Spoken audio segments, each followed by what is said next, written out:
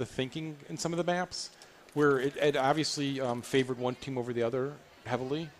So we wanted to always make sure that when we go back, we want to make sure that the maps are running pretty tight and pretty close. Oh, here we go. And this is terrain which has not been seen before, I think, at all to the public. Not clearly, yes. Yeah. And desperately trying to jump on that train. While I was just watching K-Shop there, who was figuring out that he probably couldn't get on that train, with the Deagle. Now, there's one quite startling difference between Source and 1.6, and that is the Deagle. What's the Deagle like in CSGO? What can players expect from it here? I'm trying. So, well, first of all, it does get a name Desert Eagle and not Nighthawk. I'm trying to think. How would you describe the changes? CSS Deagle. We kept the CSS Deagle. Yeah. Start there. Yeah, I don't think that's such a bad idea, to be honest. I mean, we saw a lot of those eco rounds in 1.6. Nice shot there. A little bit stale sometimes, let's be honest. Yeah. In Source, you get that Deagle, and it can change the whole game. But what other weapon changes have you brought in here? What new weapons have you brought in as a whole? I mean, obviously, we can talk a little bit maybe about the decoy grenade and the Molotov cocktail a little bit later on. But in terms of the guns themselves, the kind of big four, if you want to call them. We've got the AWP on top of it, but the AK, the M4, the Galil, the FAMAS, are the changes there, and how should people expect to see them? Well, so what we did was we looked, some of those weapons were chosen 12 years ago for whatever the special forces were using then. Some of these special forces have obviously moved on. Yeah, I was that was a big point that some guys in the community were making, that we should probably upgrade the weapons at some point. I'll let you guess the most controversial removal, which is really a renaming. USB. Yes, exactly. But it's the P2000 is the new version of it, and it behaves the same way. So I guess if you were really married to the name, because maybe you got it tattooed somewhere, I'm sure some you're people probably do. you're probably going to be depressed. But if it's not tattooed on your body and you're just using it, you could jump over to the P2000 and you're going to be equally happy with it.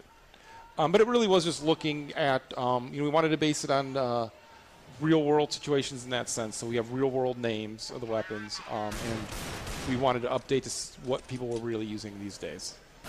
What about I would see here actually the M4 being used, which is still in the game. The AK is still there. How have you changed or tweaked the AK and M4, which are the most popular two rifles in Counter-Strike as a whole? So those we didn't have to play with as much, right? And they're what you're familiar with. What we really saw was like the submachine gun class of people just not using them, and wanting to make those a more viable alternative. And so there's some tweaking that happened in there. I think probably out of the beta, one thing we'll see is the pricing of those change as we see what people start using and what's too good for its price range. Yeah. And so in that case, like you said, when the guys came out to Seattle, everyone played 4 weapons. We didn't get any feedback on any others. We needed some other feedback. And so that was interesting to see how people saw the changes in those weapons. And we'll see that in the beta. So let's talk then what I mentioned earlier, the real new stuff into Counter-Strike Go, which is let's start with the decoy grenade, a grenade which, on the map it shows as though someone's firing, you get the sound there. What was the thoughts behind the whole addition of the decoy grenade? So just so you know, a lot of times you see, right, people are taking routes and they're checking off if someone's taking that route or not, and so throwing the decoy out there makes you hesitant. You see a lot of video that came out of Eurogamer in particular, I saw, of people throwing the decoy directly at somebody. That's not really good. They know where you are, that you're standing there. But the decoy is really good if you want to have the entire team go one way. So you throw the decoy out. It's going to be using a weapon that you're actually using and make the sounds accordingly. And what about the Molotov? There was some discussion as whether that is too big of a spread, too much damage here and there. How have you gone about balancing the Molotov? It's through our play tests. I mean, that's something that during the beta we're probably going to see some adjustment on.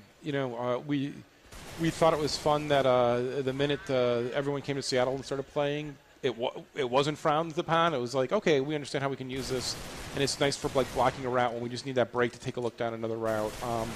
And, it's, again, one of those weapons you see in the videos of people throwing it at people directly. Yeah. Not really a good way to use it. It's about blocking off and removing a route. And so as people learn and they'll play it, they'll get adjusted to it. And that's one of the things we'll see in the beta of as we make changes, we always have to let that change sit for a while because people adjust to how to play differently based on that. So, and what about the taser itself? That's obviously another new addition to the Counter-Strike family. What was the thinking behind the taser? Was that kind of to give a bit more mid-range instant kill, oh, no, kind of a long-range knife? It's the Zeus, and it's all about humiliation because you can use it only once. Yeah. It's $1,000, and you have to be really close to use it. So if you want to throw the $1,000 down just to humiliate somebody pre-round, you got to make that choice pre-round that you're going to do that. So it becomes interesting in that way. Think we're going to be seeing taser eco rounds in the future? Yeah, it wouldn't surprise me. We're going to see some crazy I would say tactics. that takes some confidence to do that. That you're willing to throw 2 rounds away just for that one kill. A comment from, or a question from Corey Dunn, who's been a bit of a Counter-Strike broadcaster himself. The defuse kit. You've gone with a separate system this time. It costs money. Everyone could buy it on the CT side before.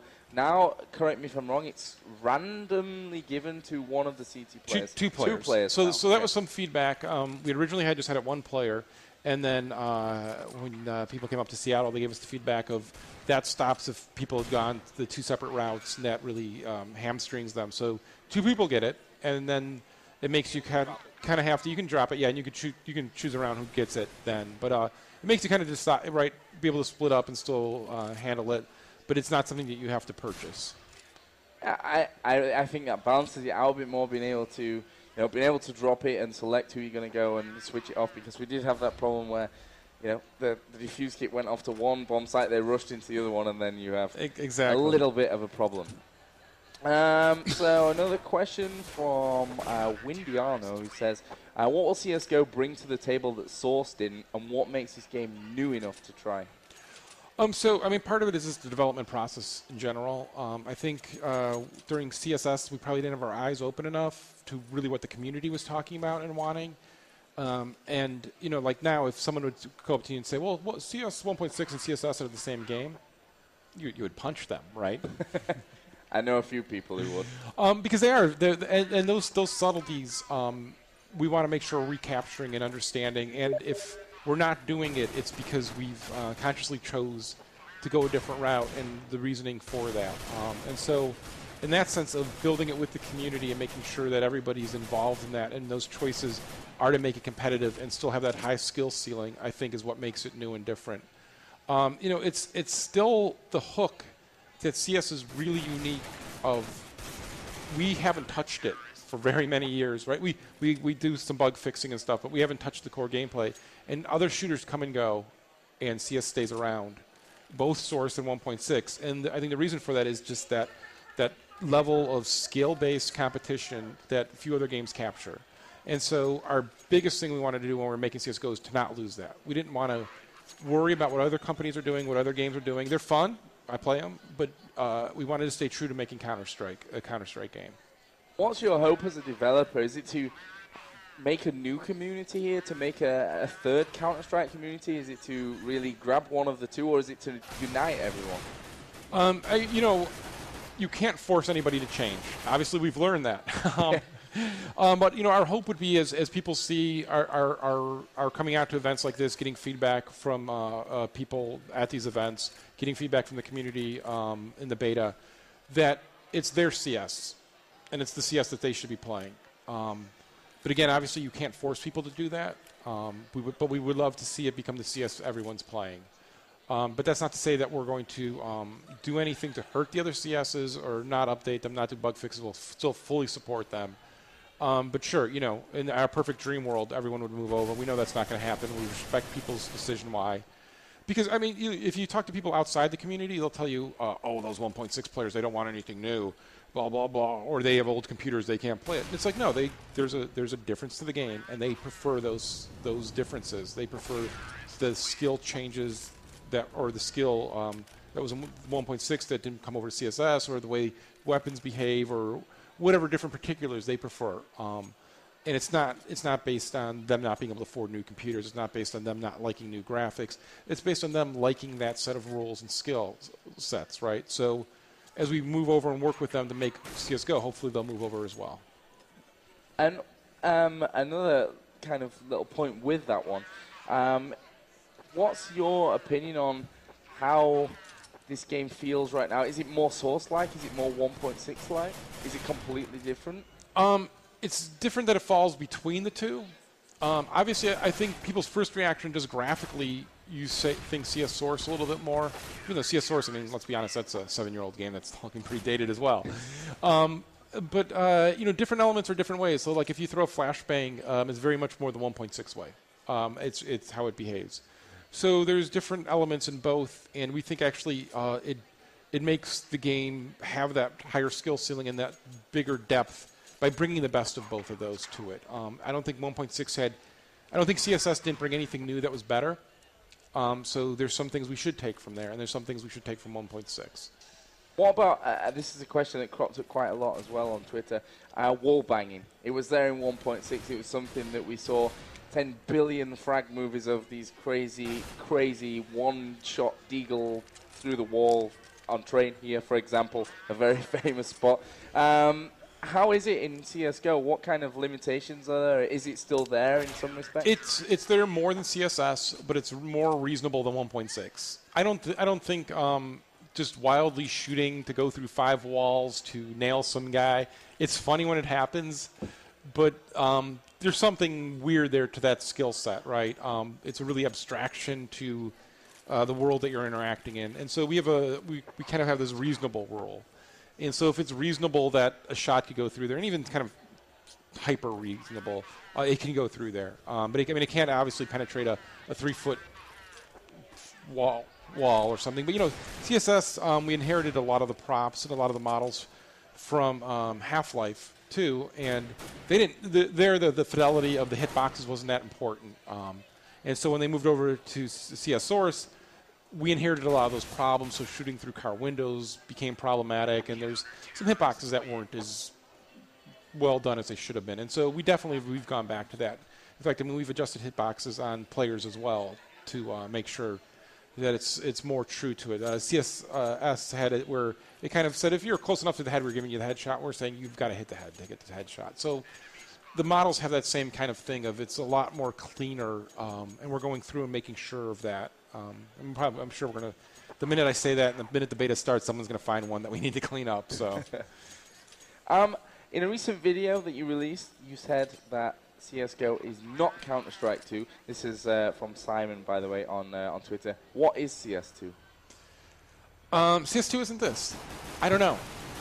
We don't design in the way that we come down with this big design document and then execute on it. We grow more organically. And this grew organically from us coming back and starting to play CS again and falling back in love with it.